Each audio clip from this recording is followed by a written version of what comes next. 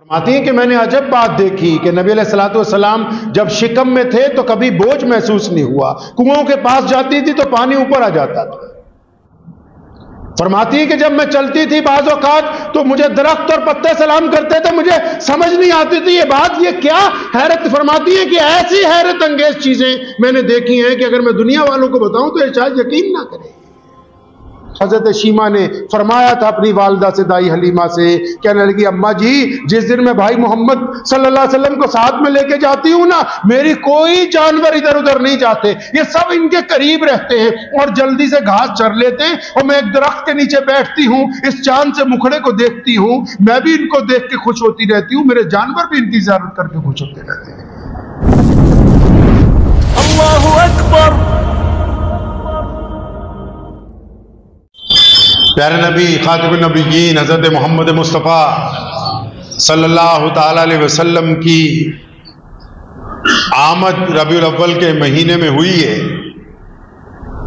اور اسی مہینے میں ہمارے نبی علیہ الصلوۃ والسلام نے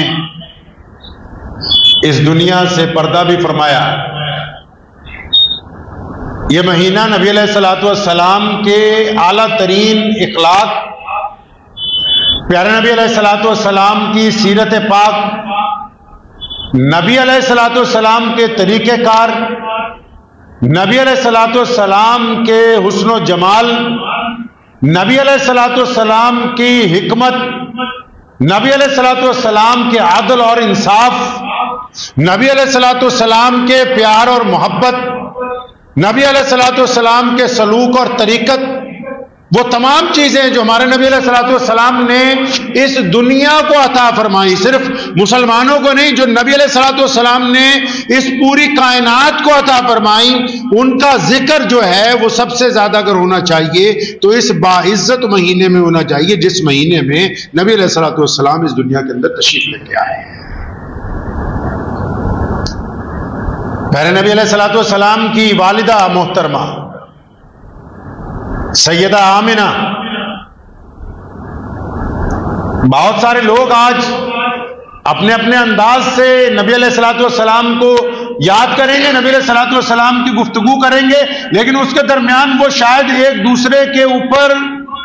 تنقید کی کوشش کریں گے، لیکن نبی علیہ الصلوۃ والسلام کا حق یہ ہے امت پر کہ جب ربیع الاول کا مہینہ آ جائے تو پھر رسول اللہ ہی کی بات ہو، جب ربیع الاول کا مہینہ آ جائے رسول اللہ کی گفتگو ہو، رسول اللہ کی سیرت بیان کی جائے، رسول اللہ صلی اللہ علیہ وسلم کا بچپن، رسول اللہ کی ولادت، رسول اللہ صلی اللہ علیہ وسلم کی جوانی، رسول اللہ صلی اللہ علیہ وسلم کی نبوت کا اعلان، نبی علیہ الصلوۃ والسلام کے واقعات، پیارے نبی علیہ الصلوۃ والسلام کی فتح مکہ کا واقعات، میدان بدر میں نبی علیہ الصلوۃ والسلام کی ہمت اور بہادری، نبی علیہ الصلوۃ والسلام کا پھر احد تک جانا، اور خندق میں نبی علیہ السلام کی وہ پیشن گوئیاں جس میں نبی علیہ السلام نے اعلان کیا کہ کائنات کے تمام ذروں تک اسلام پہنچ کے رہے گا۔ یہ مہینہ ہے ان باتوں کو دہرانے کا تاکہ دنیا کو بتا دیا جائے کہ عدد سے لے کے ازل تک اور جب سے دنیا بنی ہے اور جب تک قیامت آئے گی، اگر سب سے اعلیٰ اور سب سے عرفہ کوئی ذات ہے تو وہ صرف محمد رسول اللہ۔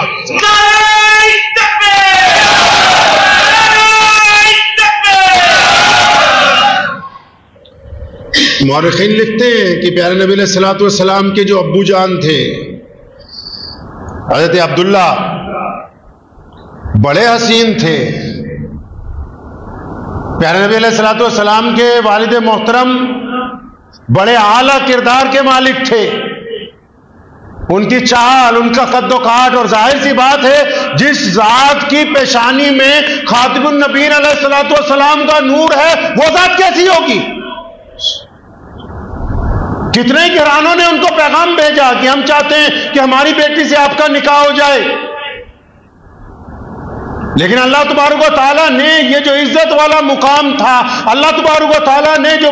عزت اور مرتبے کا جو اعلیٰ ترین مقام تھا وہ ہمارے پیارے نبی علیہ الصلوۃ والسلام کی والدہ محترمہ سیدہ آمنہ علیہ السلام کی قسمت میں لکھا۔ اللہ تعالیٰ ان کے اوپر کروڑوں رحمتیں نازل فرمائے کہ وہ اس نبی کی ماں ہیں جنہوں نے پوری کائنات کو، پوری دنیا کو، ہر ایک انسان کو جینے کا ڈھنگ عطا فرمایا، وہ محمد رسول اللہ صلی اللہ علیہ وسلم کی والدہ ہے۔ فرماتی ہیں کہ میں نے عجب بات دیکھی کہ نبی علیہ الصلوۃ والسلام جب شکم میں تھے تو کبھی بوجھ محسوس نہیں ہوا، کنوؤں کے پاس جاتی تھی تو پانی اوپر آ جاتا تھا۔ فرماتی ہے کہ جب میں چلتی تھی بعض اوقات تو مجھے درخت اور پتے سلام کرتے تھے، مجھے سمجھ نہیں آتی تھی یہ بات، یہ کیا حیرت۔ فرماتی ہے کہ ایسی حیرت انگیز چیزیں میں نے دیکھی ہیں کہ اگر میں دنیا والوں کو بتاؤں تو یہ شاید یقین نہ کرے۔ اور فرماتی جب نبی علیہ الصلوۃ والسلام پیدا ہوئے، آپ صلی اللہ علیہ وسلم کو سیدہ آمنہ کے پہلو میں دیا گیا، جس طرح ایک بچے کو ماں کے ساتھ لٹایا جاتا ہے، تو پیارے نبی علیہ الصلوۃ والسلام نے اسی وقت پوری طاقت کے ساتھ اپنے آپ کو پلٹا، اور باقاعدہ جس طرح نماز میں سجدہ کیا جاتا ہے کونیاں اٹھا کے گھٹنوں کے بل، اس طرح نبی علیہ الصلوۃ والسلام نے اللہ تعالیٰ کے لیے سجدہ کیا۔ اور سجدے کے بعد جب نبی علیہ السلام واپس پلٹے ہیں تو اپنی شہادت والی انگلی اٹھا کے اپنے رب کی وحدانیت کا اعلان کیا۔ مورخین نے لکھا ہے کہ نبی علیہ السلام کے اس حجرے میں اتنی فوگ، جس کو آپ دھند کہہ سکتے ہیں، جمع ہو گئی، اور آواز دینے والے نے کہا کہ اس بچے کو مشرق مغرب شمال جنوب تمام کائنات دکھا دو، اور تمام 1,24,000 انبیاء علیہ السلام کے علوم جو تھے وہ صرف 1 گھنٹے میں نبی علیہ السلام کی چھاتی کے اندر منتقل کر دیے گئے، کیونکہ یہ جو اب آئے ہیں یہ امام الانبیاء بن کے آئے۔ میری اور آپ کی تو اوقات ہی کیا ہے جو ہم اپنے نبی علیہ السلام کی سیرت بیان کر سکیں۔ ان کی سیرت تو اللہ تبارک و تعالیٰ نے بیان کی ہے۔ کائنات میں صرف ایک ہی انسان ہے، ایک انسان پوری کائنات میں۔ اب تک جتنے نبی آئے ہیں، جتنے رسول آئے، کتب آئے، ابدال آئے، اب تک جتنے بھی نیک لوگ آئیں گے وہ بیت اللہ کے سامنے کھڑے ہو کے اپنے رب کو سلام کرتے ہیں، اپنے رب کے آگے سجدہ کرتے ہیں۔ کائنات میں صرف ایک ماں کا بیٹا ہے جس کو کائنات کے مالک نے یہ کہا کہ میں محمد کو سلام بھیجتا ہوں، اے دنیا والوں تم بھی محمد رسول اللہ کے اوپر سلام بھیجا کرو۔ صرف ایک ذات ہے نبی علیہ السلام کی، اور یہ کیا ان کی سچائی کے لیے، ان کی تمام اعلیٰ ترین مقام کے لیے صرف کیا یہی کافی نہیں؟ اگر دنیا والوں کے لحاظ سے دیکھ لیں، وہ کہیں گے کہ تعریفیں تو ہر انسان اپنے نبی کی کرتے ہیں، اگر دنیا کے لحاظ سے دیکھ لیں تو اب بھی کائنات میں سب سے فیمس شخصیت، دنیا کا کوئی بندہ پکڑ لو، چاہے نائجیریا کا پکڑ لو، چاہے افریقہ کا پکڑ لو، چاہے امریکہ کا پکڑ لو، چاہے چائنیز پکڑ لو، ملایا پر، دنیا کا کوئی بھی بندہ، اس کی زبان کون سی ہے، اس کا لب و لہجہ کون سا ہے، وہ کس ملک میں رہتا ہے، اس کی کھال کیسی ہے، اس کی چمڑی کس رنگ کی ہے، وہ کیا کھاتا ہے کیا پیتا ہے، اگر کائنات میں وہ کسی مذہبی رہنما کو جانتا ہے جو اس کے مذہب کے علاوہ دوسرے مذہب سے تعلق رکھتا ہے، تو پوری کائنات اس بات کو آج جانتی ہے کہ کائنات میں ہر ایک بندہ اپنے مذہب کے علاوہ اگر کسی دوسری ذات کو جانتا ہے تو ہمارے نبی محمد رسول اللہ صلی اللہ علیہ وسلم کے ساتھ ہے۔ کوئی ایک ملک، کوئی ایسی ایک ریاست، کوئی ایک زبان، کوئی ایک خطہ، کوئی ایک خون، دنیا کی کوئی ایسی زمین جہاں تھوڑے یا زیادہ نبی علیہ السلام کی حقانیت کی یہ زندہ دلیل ہے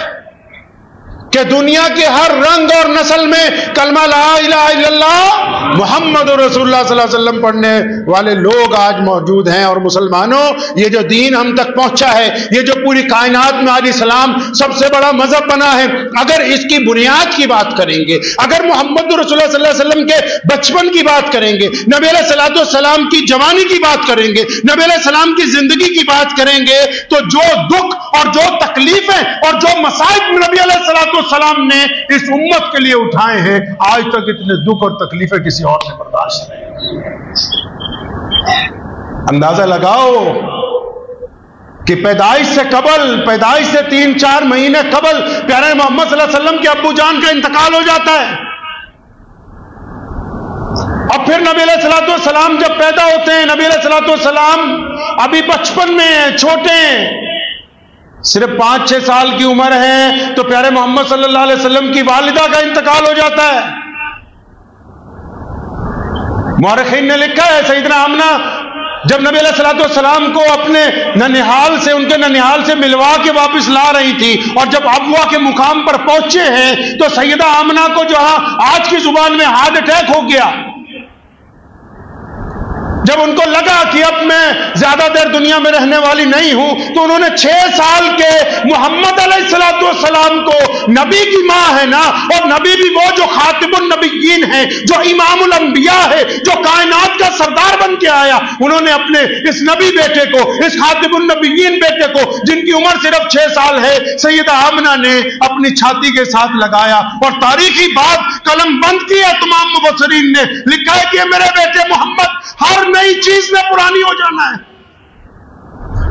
اندازہ لگائیے سیدنا آمنہ کے ان لفظوں پر غور کیجئے، کیا فرمایا؟ فرمایا میرے بیٹے محمد ہر نئی چیز نے پرانی ہو جانا ہے، لیکن میں جانتی ہوں کہ میرا نام قیامت تک زندہ رہے گا۔ کیوں؟ کیونکہ میں تیرے جیسا پیارا بیٹا چھوڑ کر جا رہی ہوں، کیونکہ محمد صلی اللہ علیہ وسلم کو چھوڑ کے جا رہی ہوں۔ ام ایمن رضی اللہ تعالیٰ عنہ ساتھ میں تھی، فرماتی ہیں حضور صلی اللہ علیہ وسلم نے خود کہا، فرمایا میری ماں کے بعد اگر کوئی ماں جیسی ہے، میری ماں کے بعد اگر کسی نے مجھے اپنے ساتھ لپٹایا، کسی نے دلاسا دیا، کسی نے اس دن مجھے سنبھالا تو وہ ام ایمن ہے۔ ام ایمن کہتی ہیں کہ جب نبی علیہ السلام سیدہ آمنہ سے لپٹے ہوئے رو رہے ہیں اور بار بار کہتے ہیں اماں تو مجھے کیوں چھوڑ کے چلی گئی؟ فرماتی ہیں کہ جب میں پہاڑی سے نیچے اتری، بستی والوں کو ساتھ لے کے جب سیدہ آمنہ کی تدفین ہو گئی، تو جب ہم لوگ نیچے اترے اس پہاڑی سے تو نبی علیہ السلام نظر نہیں آتے۔ میں ادھر ادھر دیکھتی ہوں تو پہاڑی کے اوپر سے آواز آ رہی ہے، کوئی رو رہا ہے۔ فرمایا میں واپس گئی تو نبی علیہ السلام اپنی والدہ کی قبر کے ساتھ لپٹے ہوئے۔ مسلمانوں یہ دین ایسے نہیں پہنچا۔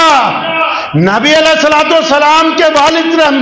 انتقال ہوا، والدہ کا انتقال ہوا، ام ایمن نے سنبھالا، ان کا پھر انتقال ہو گیا، عبد المطلب نے سنبھالا، ان کا انتقال ہو گیا، چچا نے سنبھالا، ان کا انتقال ہو گیا، پہلی زوجہ نے ساتھ دیا، ان کا انتقال ہو گیا، تین بیٹے رسول اللہ کو اللہ نے عطا فرمائے، ان کا انتقال ہو گیا۔ اور ہر نبی کو ایک دعا دی گئی کہ جو کہہ دو گے وہ کر دو گے۔ اس نبی نے اپنے رب سے یہ نہیں کہا کہ مولا میرے بیٹوں کو زندگی دے دے، بلکہ اس امت کے لیے اس دعا کو محفوظ رکھا کہ کل قیامت کے دن جب یہ عبد الرحمن محمد شفیع جب یہ بگڑے ہوئے آئیں گے جن سے اللہ ناراض ہو جائیں گے تو ان کے لیے میں پھر وہ دعا مانگوں۔ فتح مکہ کے موقع پر ام ہانی کے گھر پہ یہی بات تو نبی علیہ السلام نے فرمائی ہے۔ حضرت ہانی کو یہی کہا رضی اللہ تعالیٰ عنہ کا، آپ کی چچا زاد بہن ہے، فرمانے لگے بہنا آج کی رات سونا نہیں ہے، اب تو مجھے تو بتانا، تو نے میرے ابا سیدنا عبداللہ کو دیکھ رکھا تھا، بتا میں نے اپنے باپ کو نہیں دیکھا، تو نے میرے والد کو دیکھا تھا، بتا میرے والد کیسے تھے۔ محمد رسول اللہ صلی اللہ علیہ وسلم نے اپنی ماں کا ذکر اس رات کو کیا ہے۔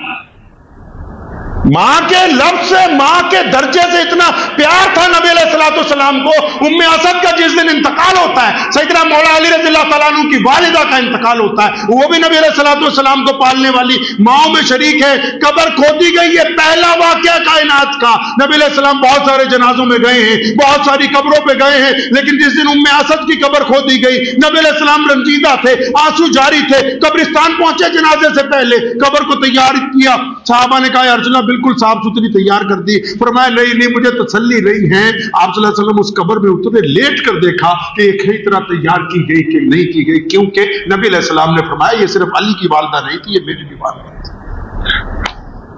پیارے محمد صلی اللہ علیہ وسلم